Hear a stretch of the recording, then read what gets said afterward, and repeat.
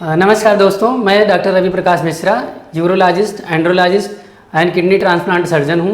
Uroflowmetry, जिसको कि urology का स्टेथोस्कोप कहते हैं, समझिए, उसके बारे में चर्चा करना चाह रहा हूँ। यूरोफ्लोमेट्री में मरीज़ जो है एक कंप्यूटराइज्ड टॉयलेट सीट होती है, उस पर पेशाब करता है और वो पेशाब नीचे की तरफ सेंसर लगा हुआ होता है उस टॉयलेट सीट में। वो सेंसर के थ्रू एक कंप्यूटराइज्ड रिपोर्ट आती है जिसमें एक ग्राफ के रूप में प्रिंट आउट निकलता है। हमें मेनली उसमें 4 चीज़ें जानना रहती हैं।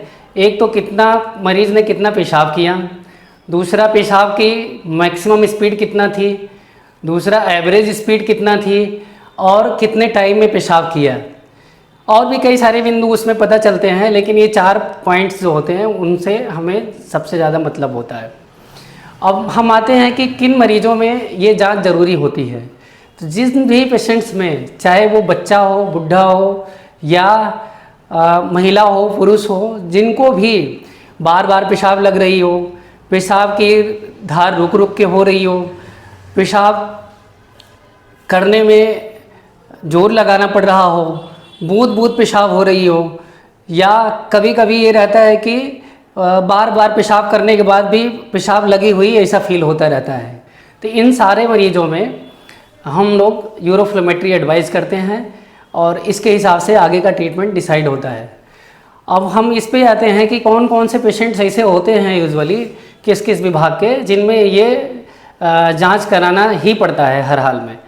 तो पहला है कि बहुत ही कॉमन जो एक प्रॉब्लम है जो वृद्ध जनों में होती है, प्रोस्टेट का बढ़ना।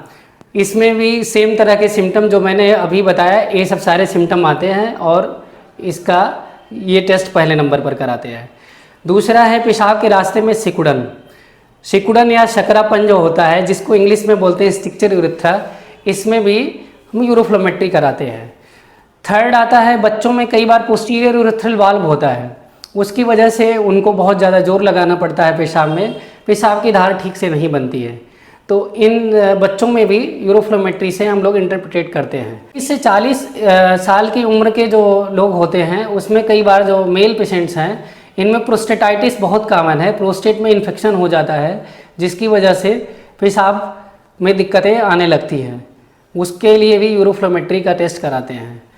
अब इसके बाद हम इस पे आते हैं कि कई सारे दूसरे डिपार्टमेंट्स के भी जो मरीज़ होते हैं उसमें भी यूरोफ्लोमेट्री का टेस्ट इम्पॉर्टेंट होता है, जिसको बहुत बार जो है बाद में पता चलता है। तो बाद में पेशेंट जो है हमारे पास आ पाते हैं, बट अगर थोड़ा सा अवेयरनेस रहे तो उन पेशेंट्स को स्टार्टिंग में ही ट्रीटमेंट दिया जा सकता है। जैसे गायनी के पेशेंट काफ़ी सारे होते हैं जिनमें बहुत बड़ा जो है यूट्रस में मास हो या यूट्रस का ट्यूमर हो या फाइब्रॉइड यूट्रस हो, तो वो भी कई बार ब्लैडर को प्रेस करता है और पेशाब ठीक से नहीं होती है, पेशाब की धार पतली पतली होती है।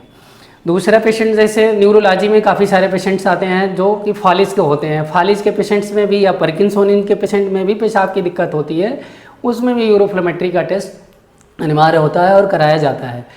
और न्यूरो सर्जरी विभाग में भी पेशेंट्स जो आते हैं, जैसे ब्रेन की सर्जरी के बाद जो है पेशाब की दिक्कतें, स्पाइन की सर्जरी के बाद, ब्रेन या स्पाइन के ट्यूमर के बाद, या इन सभी में अगर चोट लगी हुई है, चाहे ब्रेन हो या स्पाइन में, तब भी पेशाब में या मूत्राशय में चेंजेज आते हैं जिसकी वजह से पेशाब में दिक्कतें आती है, तो उसमें भी यूरोफ्लोमेट्री कराते हैं। इसके अलावा मेडिसिन विभाग में डायबिटीज़ के जो पेशेंट्स हैं, इनमें भी डायबिटीज़ की वजह से पेशाब की धार पतली हो सकती है।